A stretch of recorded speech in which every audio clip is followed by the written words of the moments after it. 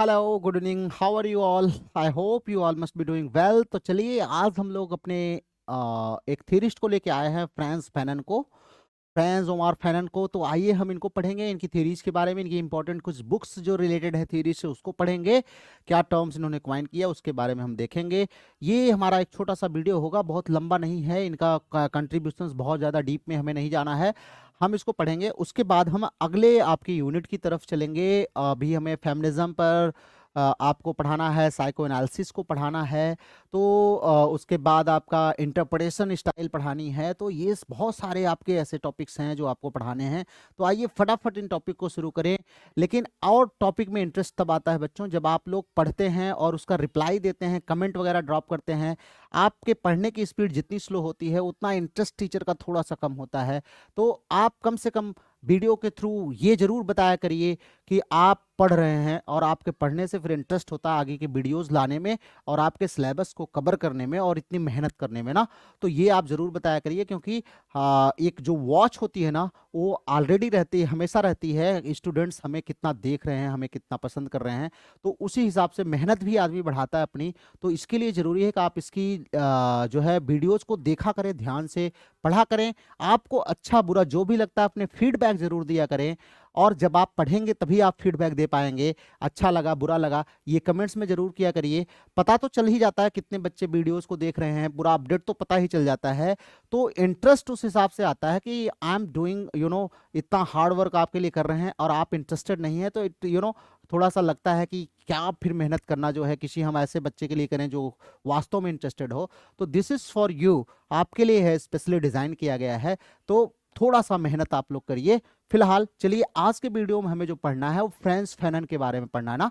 थोड़ी सी आपकी live classes disturb हैं, बट वेरी सून जो है लाइव क्लासेस फिर से आ जाएंगी। टिल देन आप क्या करेंगे, इस वीडियो को देखेंगे और अपने अपडेट मुझे देते रहेंगे, कितना आप पढ़ रहे हैं, कितना आपको अच्छा लग रहा है, वो कमेंट में आप जरूर ड्रॉप करते रहेंगे। तो चलिए let's begin the class for today. France Fanon हमारे सामने है, आइए देखते हैं। फ्रांस फैनन हमारे ये अंतिम थियरिस्ट हैं, इसके बाद ये हमारा थियरी वाला जो पार्ट है ये खत्म हो जाएगा। तो आइए हम एक बार जो है फ्रांस फैनन साहब को देख लेते हैं। इनकी बात करें, इनका पूरा नाम है फ्रांस ओमार फैनन ना, फ्रांस ओमार फैनन, तो ध्यान रखिएगा फ्रांस ओमार फैनन है। ये हमारे बॉर्न हुए थे, इनकी जुलाई 20 1925 को इनका जन्म हुआ था। फोर्ट डी फ्रांस में इनका जन्म हुआ था, और उसके बाद December 6 1961 में इनकी डेथ हो गई थी। तो बहुत अर्ली 35 की एज में इनकी डेथ हो गई थी। चलिए आइए देखते हैं। बेथसीडा मैरीलैंड यूएसए में इनकी डेथ हुई थी। नेशनैलिटी इनकी क्या है, फ्रेंच की है, तो फ्रेंच है इनकी। बाद में जो है मार्टिनिकास और अल्जीरियन भी थे ये, बाद में बाय एडॉप्शन, मतलब वहां पर चले गए थे। एजुकेशन की बात करें, मेडिसिन की पढ़ाई करी इन्होंने, और साइकियाट्रिस्ट थे ये, ध्यान रखिएगा। साइकियाट्री की इन्होंने पढ़ाई करी थी कहाँ से, यूनिवर्सिटी ऑफ लियोन से ना। तो ये ध्यान रखिएगा कि ये मेडिसिन और साइकियाट्री से रिलेटेड थे ना। चलिए फिलहाल हम लोग आगे चलते हैं। तो इनके एकेडमिक कैरियर की बात कर लें बेटा, छोटे से समय में क्या क्या कर लिया। साइकियाट्रिस्ट एंड रिवोल्यूशनरी थिंकर थे, तो भैया साइकियाट्रिस्ट थे, ध्यान रखना। थोड़ा सा इनकी थियरी मतलब हमारे यहाँ से रिलेटेड होंगी ना। चलिए की फिगर किसके माने जाते हैं, तो पोस्ट कॉलोनियल थियरी, वैसे भी आप इतना लेट जो पैदा हुआ है समझ ही सकते हैं। Post colonial theory and critical race studies ना, क्रिटिकल रेस स्टडीज पर ज्यादा इनका काम है, रेस स्टडीज पर इन्होंने काम किया है। किससे प्रभावित थे, तो मार्क्स से प्रभावित थे, यान पॉल सार्त्रे से प्रभावित थे, सिजारे से प्रभावित थे, सिगमंड फ्रायड से थे, फ्रेडरिक नीसे से थे। ये सब आप पढ़ चुके हैं आपने, इनमें से हमें लगता है सिगमंड फ्रायड नीसे इन सबको पढ़ ही लिया है ना। चलिए इनकी स्टडी किसमें थी, तो पोस्ट कॉलोनियल, आपको पता ही है, तो पोस्ट कॉलोनियलिज्म में इनकी स्टडी है। क्रिटिकल थियरी में इनको हम पढ़ते हैं, साइकोलॉजी और पॉलिटिकल फिलॉसफी में भी हम इनकी स्टडी करते हैं। तो आइए फ्रांस फैनन के हम कुछ इंपॉर्टेंट बुक्स पर चलते हैं। इन्होंने कुछ जो इंपॉर्टेंट बुक्स लिखी है ना। अर्ली लाइफ है, ये सब छोड़ दीजिए, ये बहुत इंपॉर्टेंट नहीं है। वर्ल्ड वार 2 में ये जो है फ्री फ्रेंच फोर्सेस की तरफ से लड़ने गए थे। फिलहाल इसको छोड़ दीजिए, ये इंपॉर्टेंट नहीं है। Now come to this career and intellectual development, ये भी छोड़ दीजिए, बहुत हमारे लिए इंपॉर्टेंट नहीं। आप थोड़ा सा इसको देख लीजिएगा। साइकियाट्रिस्ट, अल्जीरिया में इन्होंने साइकियाट्रिस्ट की काफ़ी प्रैक्टिस करी थी, और बाद में लास्ट में इनको ल्यूकेमिया हो गया था, माना जाता है ल्यूकेमिया से इनकी डेथ हो गई ना। ल्यूकेमिया जानते हैं ना, ल्यूकेमिया एक प्रकार का कैंसर होता है ना, ब्लड कैंसर समझ लीजिए, कह सकते हैं, जहाँ पर हमें क्या होता है, ब्लड हमारा बिल्कुल खत्म हो जाता है ना। 1961 में इनकी डेथ हो गई थी। चलिए अब जो हमारे सबसे काम की चीज है वो यहां से शुरू होती है बेटा। ये क्या है, इनके मेजर वर्क्स की बात करते हैं। तो पहला इनका मेजर वर्क्स बहुत ही फेमस वर्क है, ब्लैक स्किन व्हाइट मास्क। बहुत ही फेमस है, भूलना नहीं है बेटा। 1952 में आई थी। इसमें इन्होंने एग्जामिन किया है, रेस के बारे में बताया ना, क्रिटिकल रेस थियरिस्ट हैं, ध्यान रखिएगा। Examines how colonized people internalize racism and seek validation from the colonizer. कह रहे हैं कि जो कॉलोनाइज्ड पीपल थे ना, कॉलोनाइज्ड जो लोग थे ना, वो कैसे जो है इंटरनलाइज रेसिज्म, रेसिज्म को कैसे इंटरनलाइज करते हैं और कैसे वैलिडेशन सीख करते हैं, कहां से, कॉलोनाइजर से अपनी वैलिडिटी सीख करते हैं। मतलब रेस के हिसाब से कैसे अपनी वैलिडिटी को सर्च करते हैं। इन्होंने एक कॉन्सेप्ट इस बुक में इंट्रोड्यूस किया, ध्यान रखना, कॉलोनाइज्ड साइक। ध्यान रखना, बहुत ही फेमस है। किसने क्वाइन किया है, आपसे एग्जाम में पूछेगा तो आपको याद रहना चाहिए, फ्रांस फैनन ने था। ठीक है, किसने किया है, फ्रांस फैनन साहब ने किया है। ये आपको याद रहना चाहिए। क्या टर्म, कॉलोनाइज्ड साइक टर्म, इसी में इन्होंने दिया है, कॉन्सेप्ट दिया है ना। चलिए, ये बुक है क्या, a foundational text in critical race studies. आप जितनी भी रेस स्टडीज होती है ना, उनमें एक बहुत ही फेमस बुक है ये, क्या, black skin and white mask. ध्यान रखिएगा। And psycho analysis of colonialism. और जब हम साइको एनालिसिस में कोलोनियलिज्म की साइको एनालिसिस करते हैं ना, तो वहां भी ये बुक क्या है, नंबर 1 पर उभर के सामने आती है।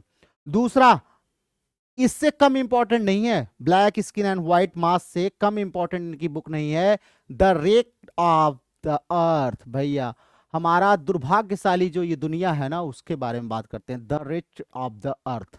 ये क्या है, here he analysis role of violence in anti colonial struggle. कह रहे हैं एंटी कॉलोनियल जो स्ट्रगल चला था ना, उसमें वायलेंस का क्या रोल है, क्या हमारा धरती कैसे नष्ट हुई, एक प्रकार से कह सकते हैं, उसको दिखाया है। और critics the post colonial elite for replicating colonial structure. और यहां पर ये आलोचना करते हैं कि जब हमारे पोस्ट कॉलोनियल जो एलिट है, मतलब बड़े लोग, अपर क्लास हैं, इन्होंने, जब हम कॉलोनियल थे ना, तो जो स्ट्रक्चर था उसी को फॉलो किया। मतलब अब क्या था कि जो बाहर से आए, जैसे ब्रिटिश आए हमारे यहाँ ना, ब्रिटिश आए, ब्रिटिश ने हमारे ऊपर रूल किया। हमारे यहाँ दो लोग हैं, एक मान लीजिए अपर क्लास है या एक लोअर क्लास, जिसको हम एलीट क्लास कहते हैं, अपर क्लास को ना। इन दोनों के ऊपर इन्होंने शासन किया। अब ये चले गए, इनकी जगह ले लिया अपर क्लास वालों ने। अब ये शासन किस पर कर रहे हैं, लोअर क्लास पर। तो कह रहे हैं कि post colonial elite for replicating colonial structure. इन लोगों ने कॉलोनियल स्ट्रक्चर को रेप्लिकेट कर लिया है, कॉपी कर लिया है, कुछ नहीं किया, वही स्ट्रक्चर चल रहा है। पहले वो रूल चलते थे हमारे ऊपर, अब अपर क्लास वाले चलते हैं। आज देखिए ना, कानून भी तो उसी हिसाब से चलता है। काफी ये फेमस इनकी रचना रही है, became a manual for revolutionary movements in Africa. भाई, ये बुक पढ़ के बहुत सारे अफ्रीका में मूवमेंट्स चले हैं, रिवोल्यूशनरी मूवमेंट्स अफ्रीका में, लैटिन अमेरिका में और बहुत जगह पर ये बुक्स पढ़ते हैं लोग और रिवोल्यूशन करते हैं। ठीक है, तो काफी ये इंपॉर्टेंट बुक है, ये ध्यान रखना। तीसरा इनका कोलोनियलिज्म पे ही है, अ डाइंग कोलोनियलिज्म। 1959 में आई थी, अ डाइंग कोलोनियलिज्म। ये बुक किसके बारे में है, it is a document the Algerian struggle against French rule. French के खिलाफ जो अल्जीरिया अपना स्ट्रगल कर रहा था ना, उसी पर ये डॉक्यूमेंट लिखा है, अ डाइंग कोलोनियलिज्म। मतलब फ्रेंच की कॉलोनी जो थी अल्जीरिया, अब धीरे धीरे फ्रेंच वहां से डाई कर रहा है। Highlights the transformation of Algerian society through resistance.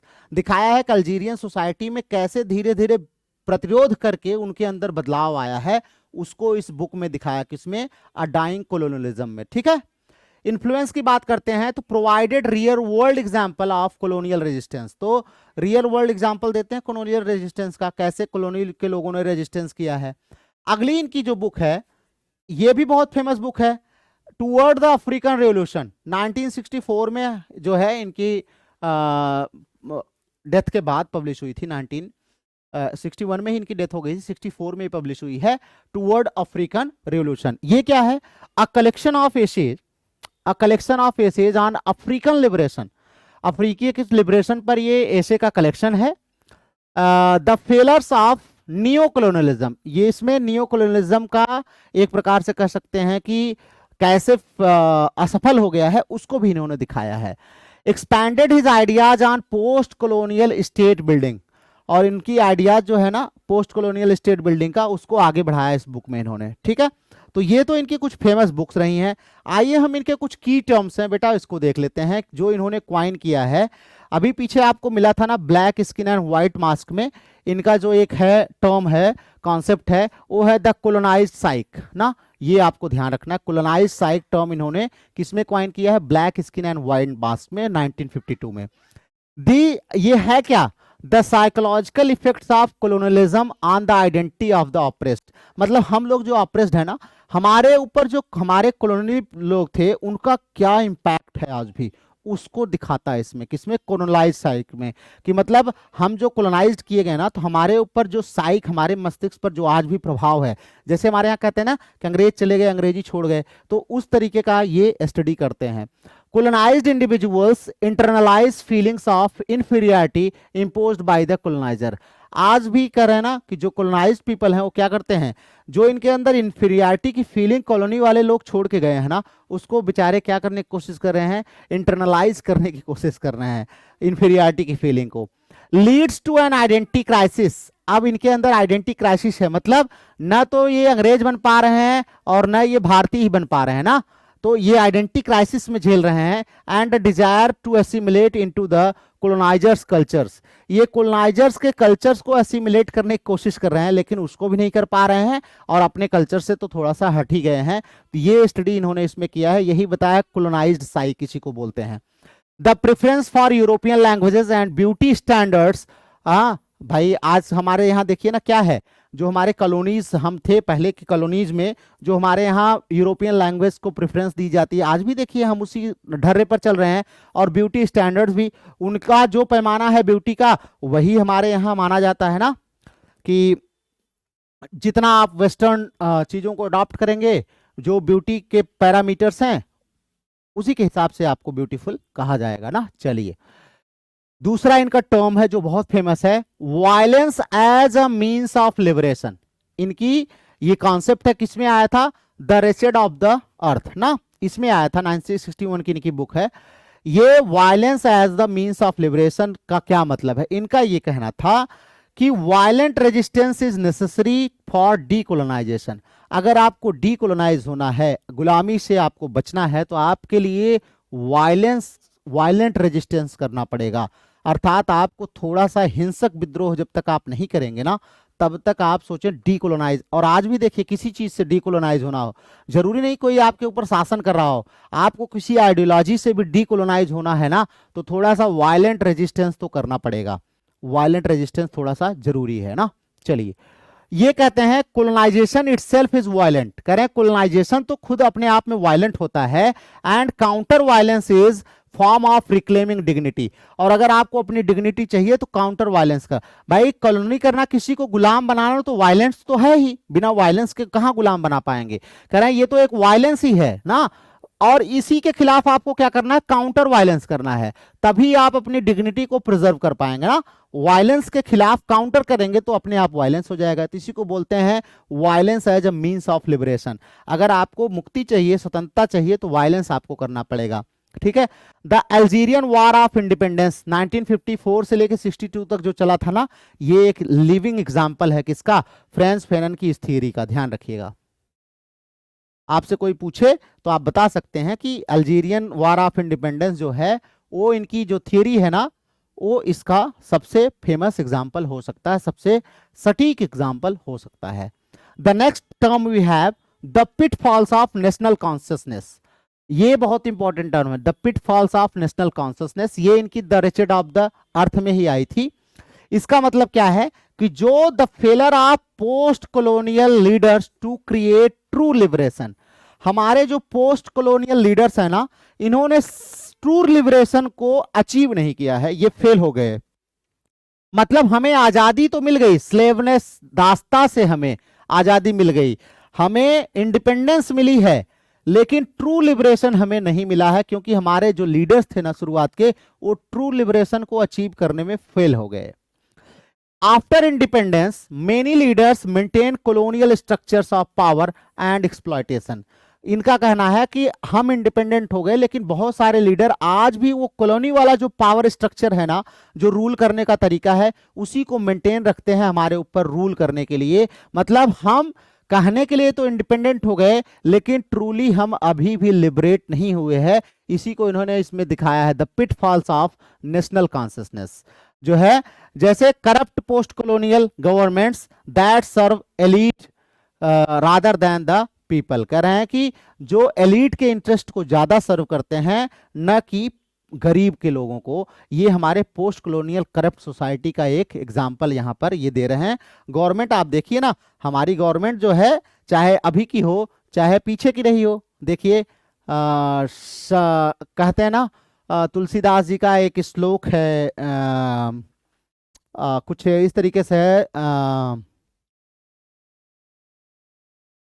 कुछ है कि नभ सुर सर पावक की नहीं, ऐसे कुछ करके है, समरथ को नहीं दोष गुसाई ना। हमारे यहाँ दो प्रकार के लॉ चलते हैं, एक लॉ है गरीब के लिए, एक लॉ होता है अमीर के लिए ना। एक लॉ है एक्सप्लॉयट जो करता है, एक लॉ है जो एक्सप्लॉयट होता है। दो सबके लिए अलग अलग लॉ है, कहने के लिए एक है, लेकिन देखते हैं ज्यादातर केसेस में ऐसा सुनने में आता है। फिलहाल चलिए, the zone of being and non being, अगला इनका टर्म है। कह रहे हैं एक जोन होता है जिसमें हम अपने आप को मानते हैं कि हमारा बीइंग है, हमारा कुछ अस्तित्व है, एंड नॉन बीइंग। ये इनकी black skin and white mask में ही आया था, जो इनकी पहली बहुत फेमस रचना है उसमें। ये क्या बताते हैं, ये कहते हैं कि describes how colonial society divides people into privileged and oppressed. कह रहे हैं जो कॉलोनियल सोसाइटी होती है ना, वो कैसे दो हमारे लोगों को दो भागों में बांटती। एक क्या बताती है, प्रिविलेज्ड में, मतलब जो कॉलोनाइजर हैं, और एक क्या है, ऑप्रेस्ड मतलब कॉलोनाइज्ड ना, दो में बांटती है। यही है zone, zone of being and zone of non being ना, होना और ना होना दोनों को बताते हैं। ये कहते हैं the coloniser enjoys full humanity while the colonized exist in a zone of non being। कह रहे हैं कॉलोनाइजर जो होते हैं ना, जो हमारे ऊपर रूल करते हैं, वो तो पूरी ह्यूमैनिटी का फायदा उठाते हैं, लेकिन हम किस में रहते हैं, एक जोन ऑफ नॉन बीइंग, मतलब हम हो करके भी न होने वाले जोन में रहते हैं, मतलब हमारे एग्जिस्टेंस की कोई वैल्यू नहीं होती है। ये यहां पर ये समझा रहे हैं, zone of being and non being. आज भी आप देखिए ना, बहुत सारे लोग हैं, कहने के लिए हम हैं लेकिन हम नहीं हैं ना, zone of being and non being. कह रहे हैं अपार्थीड साउथ अफ्रीका, देखें where legal and social systems dehumanised black citizen. वहां पर देखें ना, तो ब्लैक सिटीजन को क्या करते हैं बेचारे, डीह्यूमनाइज करते हैं। कहां, अफ्रीका में ये बहुत चला था, अपार्थीड अफ्रीका ना। चलिए, the next term we have, हमारे पास जो अगला टर्म इनका है बेटा, वो है डीकोलोनाइजिंग द माइंड। ये बहुत ही फेमस है। चलो सब तो कुछ तो कर लिया, डीकोलोनाइज कर लिया, शरीर को तो डीकोलोनाइज कर लिया, माइंड को कब करोगे, इसी पर लिखा है decolonising the mind. Inspired by Fanon, further developed by, ध्यान रखिएगा फैनन से इंस्पायर्ड था ये, बाद में इसको डेवलप किया है किसने, नगुगी वा थियोंग ने, ध्यान रखिएगा, तो इन्होंने डेवलप किया है। आइए देखते हैं भाई, डीकोलोनाइजिंग द माइंड बहुत ही बढ़िया कॉन्सेप्ट है, ध्यान रखना। The process of rejecting colonial cultural and psychological influence. कह रहे हैं कि जब हम क्या करते हैं, कॉलोनियल कल्चरल साइकोलॉजिकल इन्फ्लुएंस को जब हम रिजेक्ट कर देते हैं ना, तो वो कहलाता है डीकोलोनाइजिंग द माइंड। मतलब जब उनके आप कल्चर को रिजेक्ट कर दो, साइकोलॉजिकल इन्फ्लुएंसेस को रिजेक्ट कर दो, ये नहीं वो चले गए शासन नहीं कर रहे हैं, लेकिन अपना कल्चर छोड़ गए ना। जैसे अभी हमने आपको एग्जाम्पल किया कि अंग्रेज चले गए, अंग्रेजी छोड़ गए ना, अंग्रेजियत छोड़ गए हमारे यहाँ। आज भी आप देखिए ना, एक सिंपल सा एग्जांपल मैं बताता हूं कि अभी आप थोड़ा सा एलिट ग्रुप में चले जाइए, suppose that you attend some party in elite group, वहां पे suppose that you belong to rural या समथिंग, मतलब आप बहुत पढ़े लिखे हैं, सब कुछ हैं, लेकिन वहां पर आप एक एलिट क्लास में जाते हैं, suppose that you attend a party there ना, आप कोई पार्टी अटेंड करते हैं, वहां पर आपको बैठा दिया गया, now start having your bread and everything ना, आप अपने हाथ से खाना शुरू कर देते हैं, तो how they will you know look at you, आपको कैसे देखेंगे कि आप बहुत ही गंवार, बहुत आपको कुछ नहीं आता, कुछ भी नहीं पता, क्योंकि उनको पता है कि स्पून से और फॉक से खाना ही खाना होता है, बाकी जो दूसरे तरीके से खाते हैं वो सब जंगली है, असभ्य है ना। तो ये कौन छोड़ के गया है, ये हमारे माइंड को अभी भी कॉलोनाइज किया हुआ है, किसने, वही जो हमारे जेंटलमैन थे ब्रिटिश वाले ना, उन्होंने अभी भी कॉलोनी बना के रखी है। तो इसको कब डीकोलोनाइज करोगे, यही बता रहे हैं, डीकोलोनाइज द माइंड। माइंड को डीकोलोनाइज कब करोगे, यही बता रहे हैं कि भाई हमारे जो कोलोनाइज पीपल है ना, colonise people must develop their own cultural and intellectual independence. कह रहे हैं कि हमें तो अपना कल्चरल और इंटेलेक्चुअल इंडिपेंडेंस दिखाना चाहिए ना। हम कब तक उनके चम्मच और उनके फॉक की सहायता लेंगे? हमारे पास पहले फिंगर सिखाया जाता था, क्यों नहीं खा सकते? क्या उससे खाने वाले ही शरीफ कहलाएंगे, उससे खाने वाले ही सिविलाइज कहलाएंगे ना? जो सूट टाई पहनेगा वही कहलाएगा सिविलाइज्ड, वही पढ़ा लिखा हो सकता है ये। लेकिन हमारे यहाँ आज भी ये ट्रेंड है। आप किसी इंटरव्यू के लिए जाइए, इफ यू गो, आप खड़ाऊ पहन के चले जाइए तो आपके ऊपर पूरा हंसेगा, पूरी सोसाइटी वहां की हंसेगी, पूरा ऑफिस आपके ऊपर हंसेगा ना। लेकिन आपको बढ़िया सूट वूट पहन के जाते हो, टाई वाई लगा के, तो आपको थोड़ा सा रिस्पेक्ट मिलता है वहां। ये क्या है, आज भी हमारा माइंड जो है ना, वो कॉलोनी से बाहर नहीं गया है। तो कह रहे हैं कि अपने कल्चर और अपने इंटेलेक्ट को अगर आप इंडिपेंडेंट करते हैं तो वही होता है डीकोलोनाइजिंग द माइंड। ऐसे ही हमारे गांव में भी होता है। आप देखिए ना, गांव से शहर में आता है बेचारा, तो वो अपने आप को क्या करता है, अब हम लोग अपनी माइंड को डिकोलोनाइज आज तक कर नहीं पाए हैं, तो हम क्या करते हैं, उसको बहुत अजीब नजरिए से देखते हैं, घूरते हैं, जबकि उसका एक कल्चरल सिग्निफिकेंस है, उसका अपना अस्तित्व है एक। चलिए, अफ्रीकन लिटरेचर में देखें तो moving away from European languages and embracing indigenous storytelling ना। तो अब अफ्रीकन में आप देखेंगे लिटरेचर में तो क्या है, ये लोगों ने क्या किया है, जो यूरोपियन लैंग्वेजेस है उसको छोड़ दिया, धीरे धीरे अपना जो नेटिव लैंग्वेज है उसमें लिटरेचर को लिखने लगे, इंडिजिनस लिटरेचर, इंडिजिनस लैंग्वेज में ना। तो ये क्या है, अब ये माइंड को डीकोलोनाइज कर रहे हैं। लेकिन हमारे यहाँ जो जितनी बढ़िया इंग्लिश लिख सकता है वो उतना टैलेंटेड माना जाता है, चाहे उसको कुछ ना आता हो। ठेंगा, मैं हमारे यहाँ ठेंगा एक शब्द कहते हैं, उसको कुछ ना आता हो लेकिन ही कैन स्पीक वेल, तो बहुत टैलेंटेड माना जाता है। The one who can not speak well, हाँ, उसको बहुत नॉलेज हो उस सब्जेक्ट की, लेकिन he is not a fluent speaker of English, तो उसको लोग क्या मानेंगे, उसको कुछ भी नहीं पता। यही क्या है, डीकोलोनाइजिंग ऑफ माइंड। मतलब अभी हमारा माइंड डीकोलोनाइज नहीं हुआ है, तो इसी को बोलते हैं। ठीक है, ये भी टर्म किसने क्वाइन किया था, ये क्वाइन किया था, कॉन्सेप्ट की शुरुआत की थी किसने, डीकोलोनाइजिंग द माइंड की कॉन्सेप्ट की शुरुआत की थी फ्रेंच फैनन ने। इसको लेकिन डेवलप किया है अफ्रीकन के थे, जिनका नाम था नगूगी वाथ्योंग। ठीक है, ध्यान रखना, बहुत ही फेमस है। ठीक है बच्चों, आगे चलते हैं, इनके कंट्रीब्यूशंस को देख लेते हैं, क्या क्या इनका कंट्रीब्यूशन है। तो आइए फटाफट चेक कर लेते हैं एक बार। तो सोड how colonialism affect self perception and mental health. इन्होंने ये दिखाया कि हमारे ऊपर जो कोलोनियलिज्म है ना, इसने कैसे हमारे सेल्फ परसेप्शन को प्रभावित किया है और हमारे मेंटल हेल्थ को, कि आज भी हम मेंटली बीमार हैं। क्या मेंटली बीमार हैं कि अगर हम चम्मच से खाएंगे तभी हम माने जाएंगे, सभ्य हैं, हम अच्छे से खाते हैं, हमें खाना आता है, अदरवाइज हमें खाना नहीं आता है। ये मेंटल क्या है, मेंटल सिकनेस है, कह रहे हैं ये मेंटल इलनेस है। ठीक है, चलिए, जस्टिफिकेशन ऑफ रिवोल्यूशनरी स्ट्रगल, कह रहे हैं कि रिवोल्यूशनरी स्ट्रगल को जस्टिफाई करने के लिए क्या बताते हैं, बताते हैं कि जब भी आर्म रेजिस्टेंस जब तक नहीं होगा ना, अगर रियल इंडिपेंडेंस चाहिए तो आर्म रेजिस्टेंस आपको जरूरी है, मतलब आपको आवाज उठानी होगी। इसके बारे में बात करते हैं। Critic of the post colonial states, तो पोस्ट कॉलोनियल जितने स्टेट्स हैं उसकी आलोचना करते हैं, कहते हैं हम लोग आजाद तो हो गए लेकिन क्या है, आज भी उन लोगों की जो कहते हैं ना, उनका जो कॉन्सेप्ट है कॉलोनीज का, वो आज भी हमारे ऊपर रूल करता है। तो हम ट्रू लिबर्टी हमें आज तक नहीं बनी है। We are just replicating the rules and regulations of the colony. Colony के जो कॉलोनाइजर्स थे ना, उनके केवल रूल्स रेगुलेशन को हम रिपीट कर रहे हैं और कुछ भी नहीं कर रहे हैं। और इन्होंने बहुत सारे एक्टिविस्ट लाइक जैसे मैलकोलम 10 है and the black panther party है, इन सबको काफ़ी इन्होंने क्या किया है, प्रमोट किया है, इन सबको एक्टिवेट किया है। ये काफ़ी फेमस लोग थे। ठीक है, चलिए, to conclude we can say कि भाई आज भी इनकी थियरीज काफ़ी जो है हमारे लिटरेरी थियरीज में और साइकोलॉजिकल थियरीज में काफ़ी इनको पढ़ाया जाता है। तो एक बार आप इसको जो है रिपीट कर लेंगे। आइए हम एक बार इसको दोबारा देख लेते हैं। तो ये तो इनके इन्फ्लुएंस की बात है कि इन्होंने रिवोल्यूशनरी स्ट्रगल को जस्टिफाई किया है और कोलोनियलिज्म का साइकोलॉजिकल एनालिसिस ये करते हैं। और उसके बाद इनका टर्म हमने आपको बताया डीकोलोनाइजिंग द माइंड जो है, ये फ्रांज फैनन द्वारा इंस्पायर्ड था। हालांकि हमारे जो थ्योंग साहब थे उन्होंने इसको डेवलप किया है कि कैसे हम माइंड को डीकोलोनाइज करें, ये होता क्या है डीकोलोनाइजिंग द माइंड। उसके बाद इनका zone of being and non being हमने आपको बताया कैसे हम आज़ाद होने के बाद भी क्या है, आज भी बहुत सारे लोग जोन ऑफ नॉन बीइंग है और कुछ लोग जोन ऑफ बीइंग है। मतलब हमारी दो में कैटेगरी कर दी गई। एक तो क्या थे, कॉलोनाइजर थे जो प्रिविलेज थे, और दूसरे हम थे जो कॉलोनाइज थे और जो हम अंडर प्रिविलेज थे ना।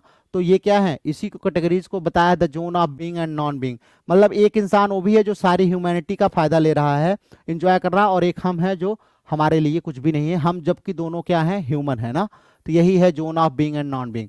उसके बाद इनका पिटफॉल्स ऑफ नेशनल कॉन्शियसनेस कह रहा है ना कि हमारे यहाँ सबसे बड़ी समस्या क्या है, हम लोग इंडिपेंडेंट हो गए लेकिन हमारे लीडर्स ने ना हमारा जो स्ट्रक्चर है, जो ओरिजिनल स्ट्रक्चर होना चाहिए उसको नहीं अडॉप्ट करके उसी पावर स्ट्रक्चर को, उसी चीज़ों को अडॉप्ट किया है, और आज भी वैसे ही हमारा एक्सप्लॉयटेशन ये करते हैं। तो the failure of post colonial leaders to adopt true liberation पाने में ये लोग फेल रहे हैं।